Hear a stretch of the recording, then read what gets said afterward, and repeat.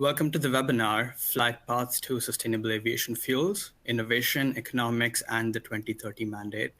My name is Mukunda Kaushik, Senior Analyst here at Lux Research, and I'll be moderating today's session. Presenting today is my colleague, Renil Dalia, Principal Analyst here at Lux Research.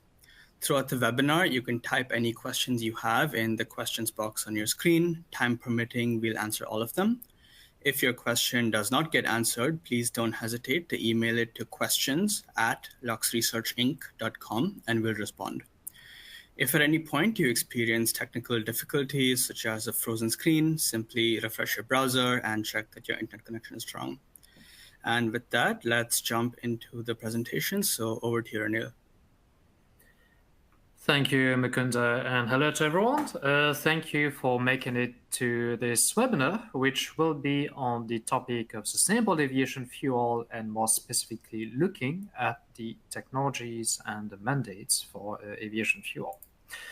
But before we jump into the topic of SAF itself, I wanted to start this webinar with an illustration looking at the potential growth of the aviation market and why we need SAF in the first place.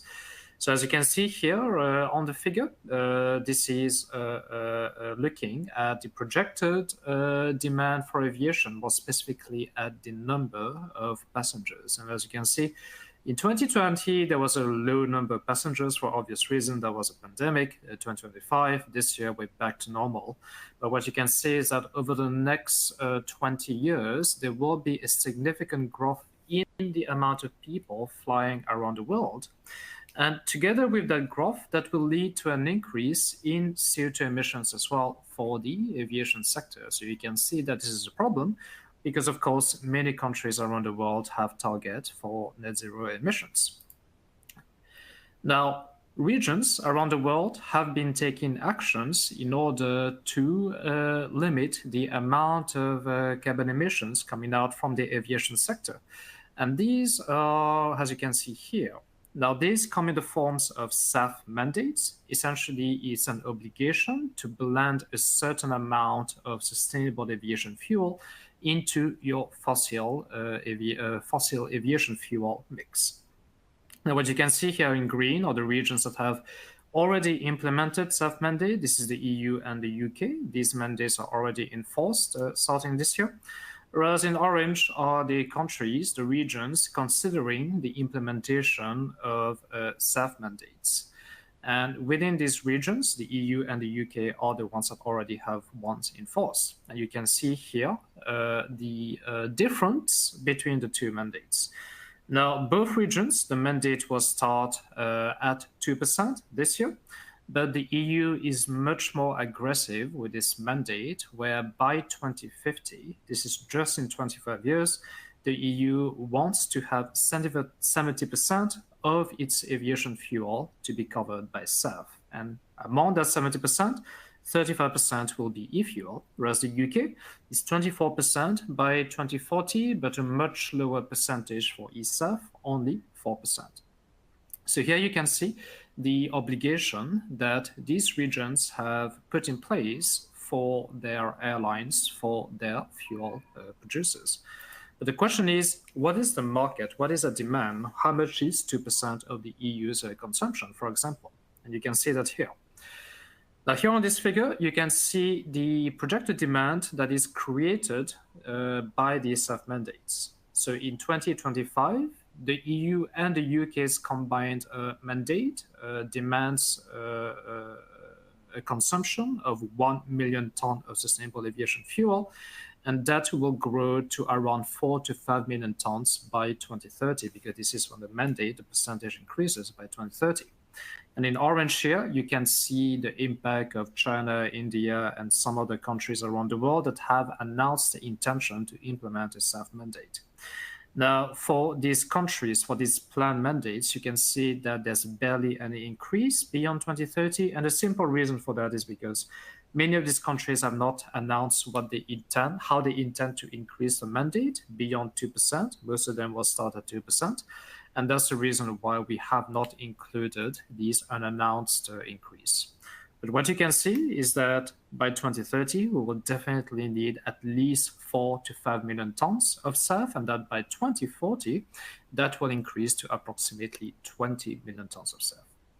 So how far are we from reaching these targets? Very far, actually. As you can see in the figure here, this is the production, the actual production of SAF around the world. This is an estimate by the IATA. And last year, in 2024, we only produced 1 million tons of SAF. And bear in mind that according to the mandate, by 2030, we'll need at least 5 million tons of SAF. And you can see the increase here has been quite slow, from 0.8 in 23 to 1 million tons in 24.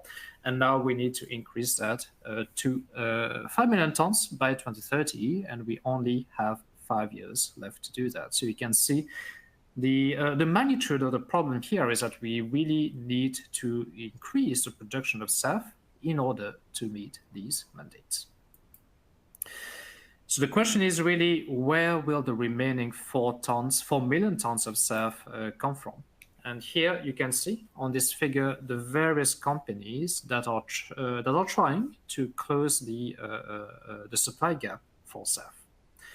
Now, today, all SAF is coming from the first category that you see here, bio-oil to SAF. This is the conversion of vegetable oil or waste oil into sustainable aviation fuel. And all of it is coming from this pathway simply because it's the only technology that is commercial for the production of SAF. And because it's a commercial technology, this is where you see a large amount of large corporations like Neste, for example, BP, Shell, Exxon, all the oil and gas majors. And this is commercial. They are producing at scale. But the challenge is that one technology alone cannot meet the entire demand for SAF. And that's the reason why multiple other companies, in this case mostly startups, are also developing novel technologies for SAF. They are focusing on alternative feedstock, for example, CO2 to sustainable aviation fuel. This is a combination of CO2 and hydrogen into aviation fuel. This is also known as e-fuel. But you also have alcohol to SAF, the conversion of ethanol or methanol into aviation fuel, or biomass, which is mostly around gasification and pyrolysis of solid biofeedstock into liquid hydrocarbons. So what you can see here is that there's a very large range of companies working on a novel technology platform for sustainable aviation fuel. But among these different technologies, all of them are producing the same product, which is sustainable aviation fuel, but they each have different characteristics. But how do you really choose the perfect technology for SAF? The perfect technology for aviation fuel is really one that meets these 4 criteria. The technology needs to have access to abundant feedstock, because you don't want to be running out of feedstock. Bear in mind that the aviation fuel market is a very big one. So you need to have enough feedstock in order to meet the demand of the aviation sector. But also the whole point of SAF is about decarbonization. So you also want to make sure that whichever feedstock you're using is considered as low carbon, as sustainable. But also the aviation fuel market is a very big one. Aviation fuel is a commodity, which means that the technology producing the SAF has to be scalable. You don't want to have a small unit, multiple small units producing the SAF. You want to have a technology that you can easily scale around the world. And then finally, any fuel project, especially the commercial ones, are multi-billion-dollar projects, and you don't want to rely on a new company, on a startup for this. You really want to be able to rely on experienced companies, experienced developers, to really de-risk the scale-up and commercial launch of your project. So these are the 4 criteria that a perfect SAF technology should meet. So let's take a look at whether the technologies we have today are actually meeting the criteria. The first one is bio-oil to SAF. It's more commonly known as HEFA technology. This is the one that is producing commercial volumes of SAF today. It's the only one. The technology is quite straightforward. It's really the conversion of bio-oil, which is either vegetable oil or waste oil, into kerosene with the addition of hydrogen. That's a hydrotreatment technology. And this is a fully commercial technology. Neste is the largest producer in the world with facilities in Singapore and in the Netherlands, but they're not the only one. There are multiple facilities around Europe, Canada, and the US, for example, producing kerosene, producing aviation fuel from bio-oil feedstock. But does the technology meet all the criteria? And the answer to that is no. And the big bottleneck for bio-oil to SAF, for HEFA technology, is really around the feedstock. Now, because of regulations, SAF mandates, they demand that your feedstock has to be sustainable, which means that you cannot use a vegetable oil because that is a food crop. The only feedstock you can use with this technology is waste oil, like used cooking oil or animal fats, for example. And unfortunately, there simply isn't enough waste oil feedstock around the world to meet the demand of the aviation sector. So despite waste oil feedstock itself being sustainable, despite the technology being scalable, despite having multiple large corporations active in this space, the reality is that we simply don't have enough waste oil to meet the demand of the aviation sector. So this technology is not a perfect SAF technology. And that's the reason why we need new technologies for aviation fuel. And one such new technology is biomass to SAF. It's really the conversion of bio-based feedstock into aviation fuel. And there are two ways to do so. The main approach is to gasify the biomass into syngas and then feed the syngas into a Fischer-Tropsch reactor.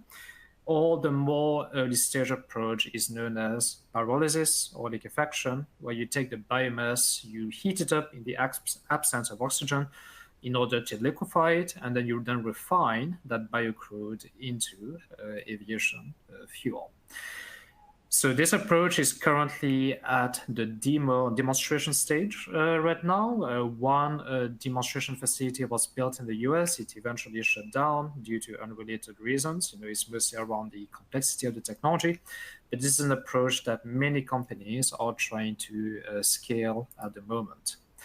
And let's take a look at how it fares when it comes to the four criteria. There's no question around the environmental characteristics of biomass. It's a sustainable feedstock, and it's also widely abundant, especially in parts of Europe and especially in Southeast Asia as well. You have a lot of forestry and agricultural waste. The challenge with this pathway is really around the technology itself. Despite Fischer-Tropsch, the technology having been around for many years for the oil and gas industry, the technology has not yet been scaled for the sustainable aviation fuel sector. And also, to convert a biomass into aviation fuel, you first need to gasify it, and gasification technology also having been around for many years, but it hasn't been successful yet for the production of liquid fuel. So the big bottleneck here in this pathway is really around the lack of a successful demonstration of integrated gasification and Fischer-Tropsch technology. And the other challenge is also the lack of a strong leader in gasification yet. So despite there are more than 20 to 30 companies active in gasification, there hasn't been a single company yet that has left behind the competition. So right now, it's still too early to say who will be the leader in gasification technology. And that's a risk because, as I mentioned earlier, a fuel project is a multi-billion-dollar project. You want your partners, your technology developers, providers to be a reliable one. The other pathway is ethanol to SAF. This is a conversion of, as the name says, ethanol into aviation fuel. So that's a three-step pathway where you first dehydrate the ethanol and then you convert it into fuel fractions. The technology is currently at the demonstration scale. A company known as LanzaJet has deployed a demonstration facility in the US. They have built a facility. They're now ramping up the production of fuel from that facility. But that's one of the key pathways currently being developed to produce sustainable aviation fuel. So LanzaJet is one of them. But there are many other companies out there like Honeywell or Accents that also has a technology for the conversion of ethanol into aviation fuel. How does it fare within the criteria? Ethanol is a bit unique, as you can see here, when it comes to the feedstock. Now, ethanol to jet, you need ethanol as a feedstock. Now, in the EU and the UK, the SAF mandates prohibit the use of food crops, which includes first-generation ethanol. So ethanol from corn or ethanol from sugarcane, for example, you cannot use that to produce aviation fuel in the EU and the UK, which means that the only ethanol you can use is 2G ethanol, second-generation ethanol, also known as cellulosic ethanol, where that ethanol is obtained from biomass. Unfortunately, for this pathway, the conversion of biomass into ethanol, that technology is currently still in development itself. So even if you're ready to go to the market with your ethanol to jet technology, you will still be lacking a biomass to ethanol technology. However, this is unique to the UK and the EU. If you look at the US, and we expect other regions like Asia as well as Brazil, they are unlikely to ban the use of first-generation ethanol into aviation fuel if you can meet specific carbon intensity criteria. So that feedstock, you cannot use it in the EU and the UK, but you may be able to use it in Asia as well as North America and Brazil, for example. But the other challenge is also on technology. We are not too concerned around ethanol to jet technology. LanzaJet has deployed it at the demonstration scale. Multiple other large corporations have access to the technology, like Honeywell, like Accent, and so on. Our bigger concern is really around cellulosic ethanol, so the conversion of biomass to ethanol. That has been attempted multiple times in the past, and so far only Ryzen in Brazil has succeeded. Every other project has failed. So that will be a bottleneck for this pathway, the availability of cellulosic ethanol feedstock. And then finally, the final pathway we look at is CO2 to SAF, the conversion of carbon dioxide and hydrogen into aviation fuel. This is also known as e-fuel. The main pathway here is through Fischer-Tropsch, where you combine carbon dioxide and hydrogen. You convert it to syngas via reverse water gas shift and then feed that into the Fischer-Tropsch reactor to produce the fuel. And an emerging pathway is known as methanol to jet, where you first convert CO2 and hydrogen into methanol, and then you convert that methanol into jet fuel. Now, in both of these technologies, you always start with CO2 as well as green hydrogen, and you end up with aviation fuel. Now, currently, this technology is in development. There has been multiple commercial projects that have already been announced, but not yet successfully launched. And the big challenge here is, as you can imagine, green hydrogen and carbon capture. These are technologies that are themselves still in development. Now, from a criteria perspective, it actually does quite well because from the feedstock perspective, CO2 is widely abundant from ambient air or even from biogas, for example, and it's also sustainable. Of course, your hydrogen has to be green hydrogen, it has to be low carbon hydrogen, but these are theoretically very abundant as well as sustainable. The other big advantage in this pathway is really the number and experience of the developers of companies in the space.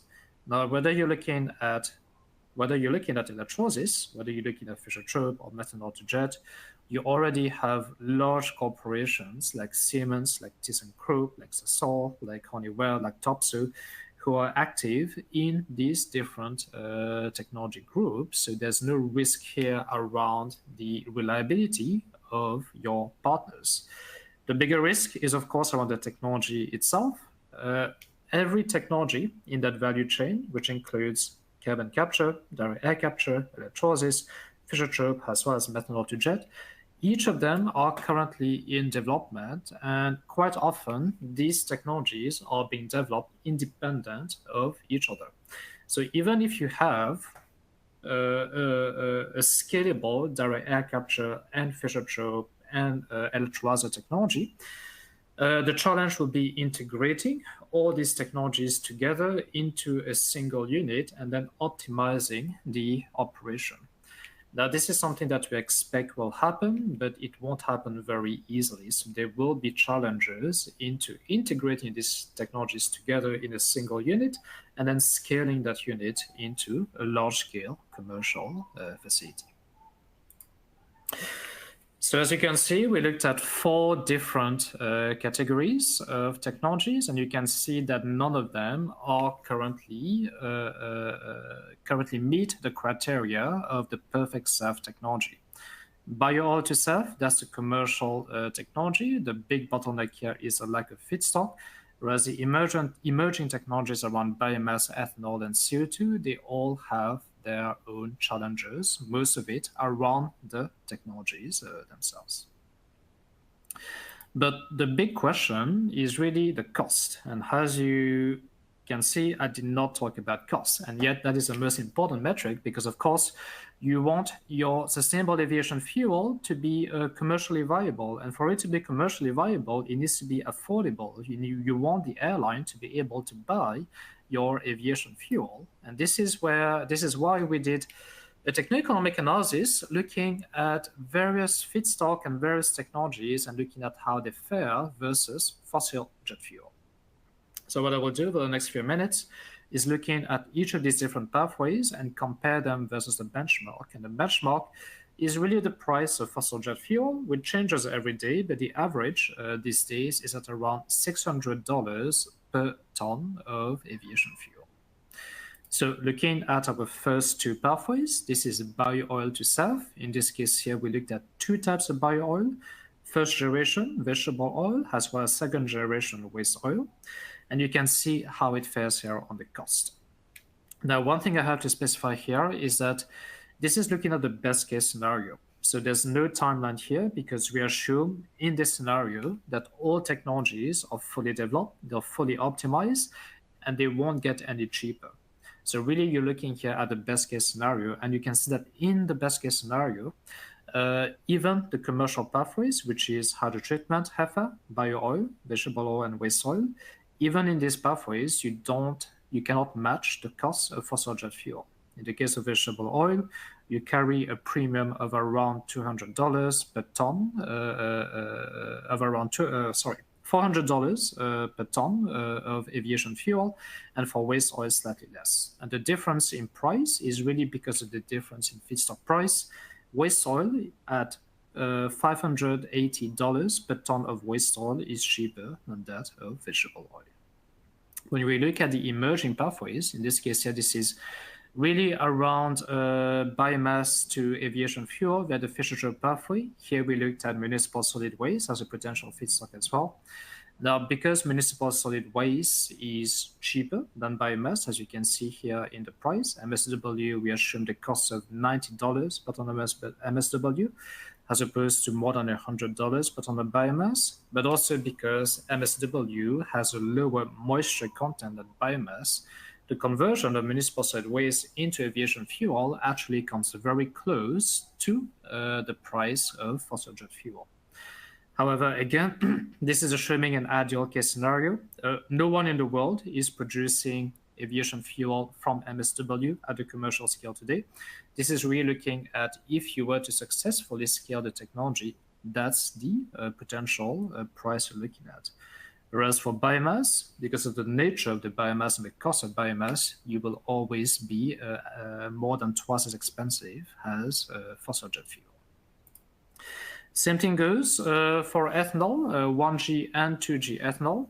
In the case of 1G ethanol, we assume the cost of $1,000 per ton of 1G ethanol. Now, of course, this varies across the world. In the US and Brazil, for example, ethanol is cheaper than that. In Europe, it's around that price.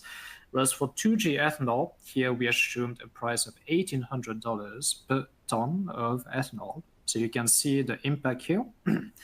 In both cases, whether you're using 1G or 2G ethanol, you will be more expensive than fossil jet fuel. Of course, 1G ethanol is cheaper, but it's not sustainable. So you cannot use 1G ethanol in the EU and the UK, but you may potentially use it in North America and so on. And then finally, we looked at e-fuel. In the case of e-fuel, we looked at 2 different technologies, Fischer-Tropsch and methanol to jet. And for each technology, we looked at 2 kinds of feedstock. biogenic CO2, which is combined with hydrogen, or CO2 from direct air capture. And in all four cases, we assumed a single price of hydrogen at $3 per kilogram of hydrogen.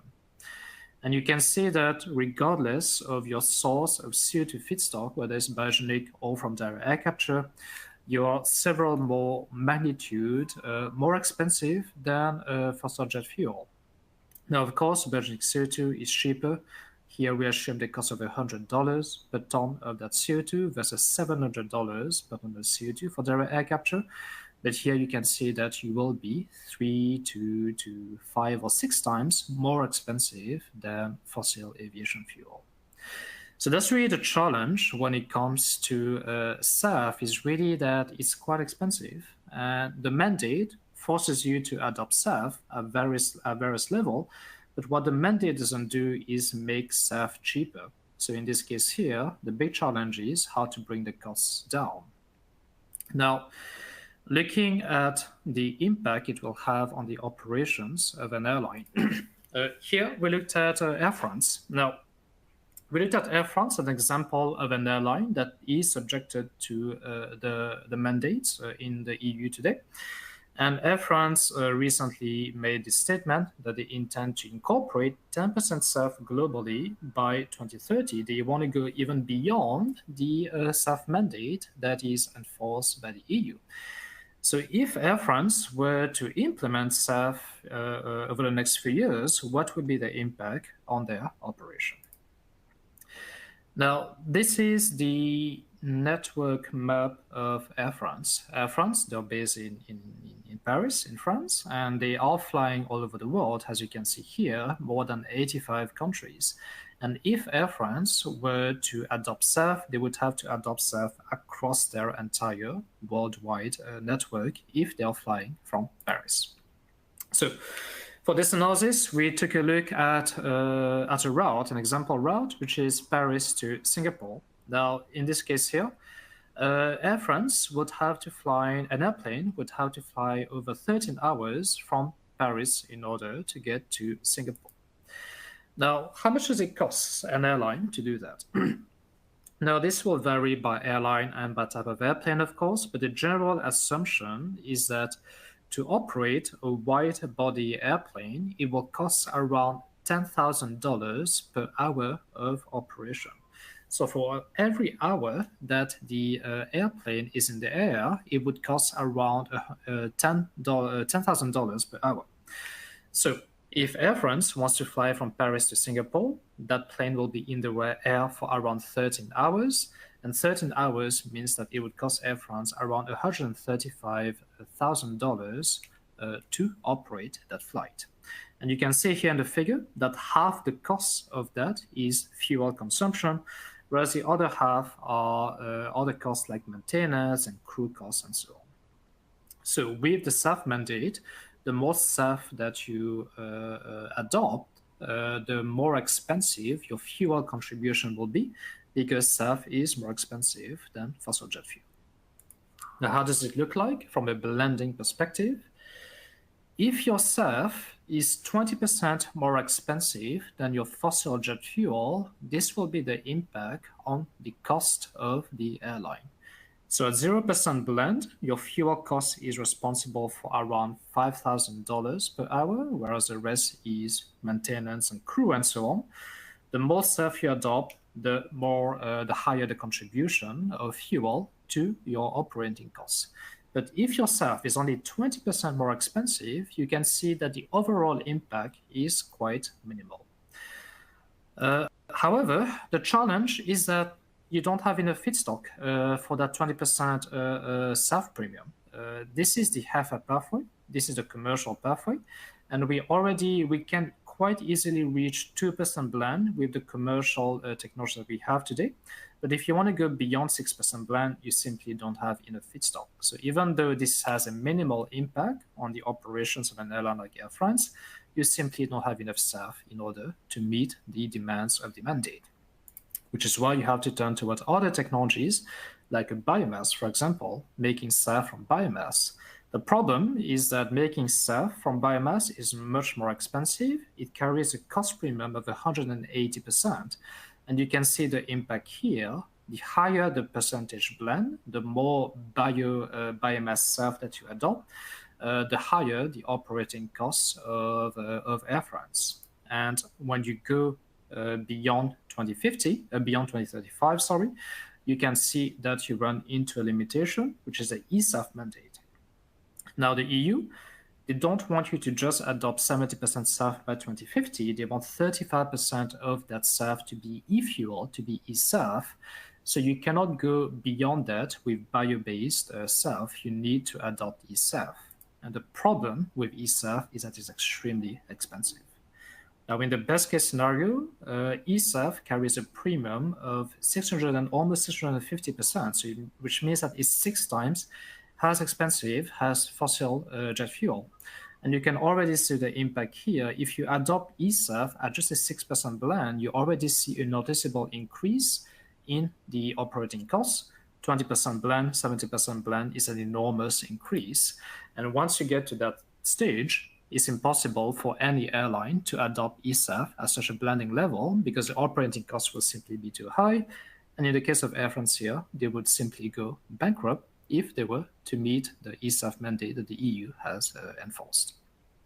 So that's really the challenge when it comes to sustainable aviation fuel, is that the EU and the UK is forcing airlines to adopt sustainable aviation fuel that is multiple times more expensive than fossil jet fuel. And if that were to happen, then the vast majority of European and British airlines will simply go bankrupt because they don't have the means to adopt this SAF. So from a technology, from an innovation perspective, you need to solve these different issues. In the case of bio-to-SAF, you need to solve the feedstock availability issue. In the case of the other pathways, you really need to focus on new technologies in this space. And there are companies doing that. For example, in the bio-to-SAF pathway, the bottleneck here was a lack of feedstock, was a lack of waste salt feedstock. And here, this is where innovations can help. A company like Samvita, a startup based in the US, they are working on a new technology to convert CO2 and water into bio-oil, which can then be fed into commercial facilities. So what Samvita is doing is really creating a new feedstock for the commercial HEFA technology. But they're not the only one. Another company here called Montana Renewables has recently shown the feasibility of converting a food crop, in this case here, camelina oil, into aviation fuel using the commercial pathway. So really, these two companies are really developing new sources of bio-oil feedstock in order to make up for the lack of waste oil feedstock to produce SAF from HEFA. And in the case of biomass to SAF, one of the challenges I mentioned earlier is the lack of strong leader in gasification technology, but we expect that to change. Hafner Energy is one of the companies that is really pushing the technology forward. They're already making partnerships in this space. They're not the only one, of course. There are a few other gasification companies out there that are really trying to stand out from the competition, develop improved gasification technology, and combining their technology with downstream Fischer-Tropsch producers. But outside of gasification, you also have innovations in pyrolysis. In this case here, Alder Renewable is developing a new technology to improve the quality of pyrolysis oil to make it more suitable for downstream refining. And if they succeed, then both these companies would unlock biomass feedstock for the production of sustainable aviation fuel. In the case of alcohol to jet, a couple of companies here are looking at overcoming the bottlenecks. The main bottleneck in ethanol to jet is a lack of second-generation ethanol. So Nova Pangaea in the UK is working on a new technology to convert biomass into ethanol, which can then be further refined into aviation fuel. And Senator Bio is also doing the same thing, but they are looking at unlocking CO2 and hydrogen feedstock to produce ethanol, and that ethanol can then be converted into aviation fuel. Now, both these companies are currently at the early stage. They won't be ready anytime soon, but we expect these technologies, if successful, to be available by 2030 and so on. And in the case of CO2, the big challenge in e-fuel is really the costs of carbon capture as well as green hydrogen.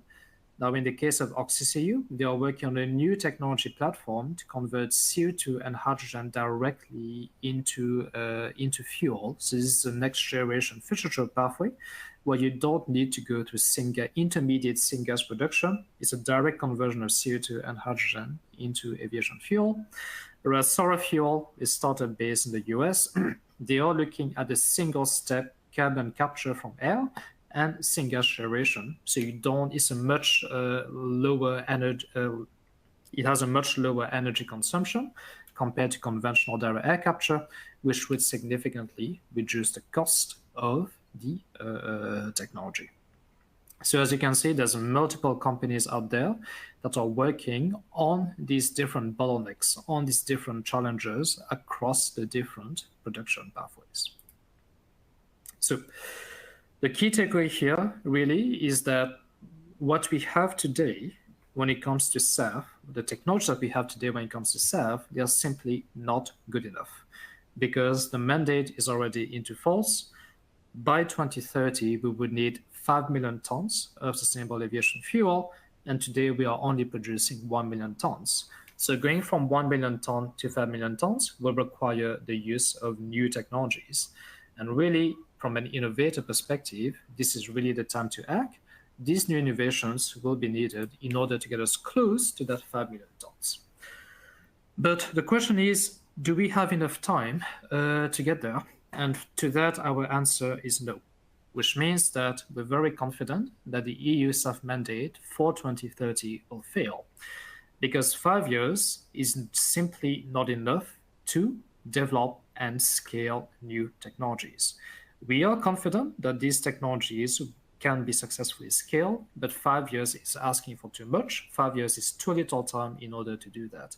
So that means that the EU will likely have to revise the mandate. It's unlikely that they will lower the blending mandate, but what we expect will happen is that the EU will delay the implementation of the 2030 blending level and likely delay that to later in that decade in order to give time for technologies to catch up.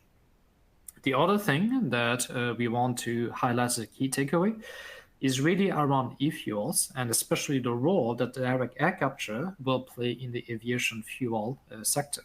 And what we want to say here is that direct air capture should not have a role to play, because as you saw from the cost analysis earlier, direct air capture is simply too expensive for the aviation fuel market. If you take CO2 from direct air capture and you produce a fuel out of it, that fuel will be 5 to 6 times more expensive, and no airline can afford to adopt an aviation fuel that is so expensive. So our takeaway here is that when it comes to e-fuel, your only option is to use biogenic CO2 and do not rely on direct air capture. The third key takeaway is really around biomass. Now, the technologies that we have today, the commercial technologies, convert bio-oil into SAF, and many projects out there are looking at the conversion of CO2 into SAF.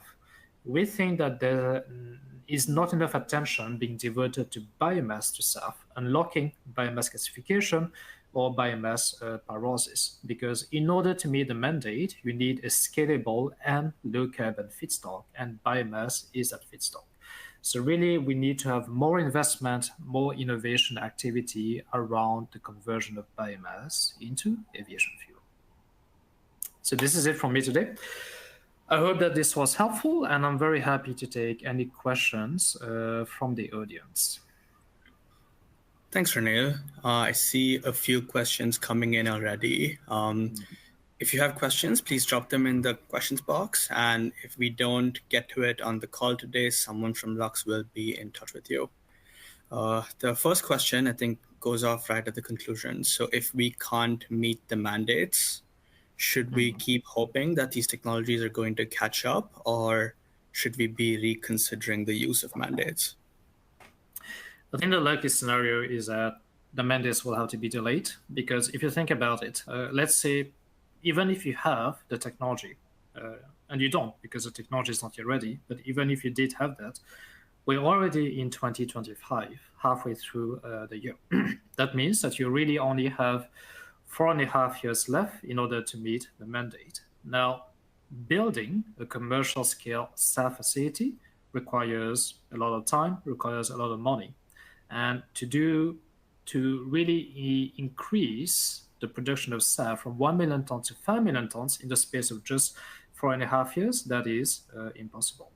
So from our perspective, the mandates will have to be delayed. I don't think that the EU or the UK will revise the mandates down. I think the percentage blend will stay. But I think the likely scenario is that the 6% blend by 2030 will likely have to be delayed to 2032, 2035, and so on, because you really need time to develop and scale these novel technologies. And what about electric or hydrogen aviation? Can they disrupt the space? It will have a minimal disruption. I mean, of course, the end goal of all these mandates, all these activities, really around decarbonization. And when it comes to decarbonization, you're not tied to SAF. You can, of course, rely on other zero emission aviation technologies, like electric aviation, for example, even hydrogen aviation. But if you look at the current state of technology, when it comes to electric aviation, it's impossible that this will be used for long-haul travel. So if Air France wants to fly from Paris to Singapore, they can't use an electric airplane. The technology doesn't exist for that, and it will not exist. You can't use a battery for such a big trip. Whereas when it comes to hydrogen, on paper you could, but if you look at Airbus' latest prediction, it's very unlikely that their hydrogen airplane, the commercial airplane, will be ready by 2040 or 2050. And by that time, you're already at the net zero target. So I think that, yes, electric aviation and hydrogen aviation will have a role to play, but I think that the impact of that role will be extremely minimal compared to SAF. So at the end of the day, to decarbonize, to meet that net zero target by 2050, you will have to rely on SAF. Okay, thanks. That's all the time we have for today. So please let us know if you have any other questions. That concludes our webinar for today. The slide presentation and the recording will be sent to all attendees via email later today. After leaving the webinar, you'll be prompted to complete a survey on today's presentation, and we'd appreciate any feedback you may have to inform and improve our future webinars. Please take a moment and see our upcoming webinars. And otherwise, thank you for joining us and have a good rest of your day. Great. Thank you, everyone.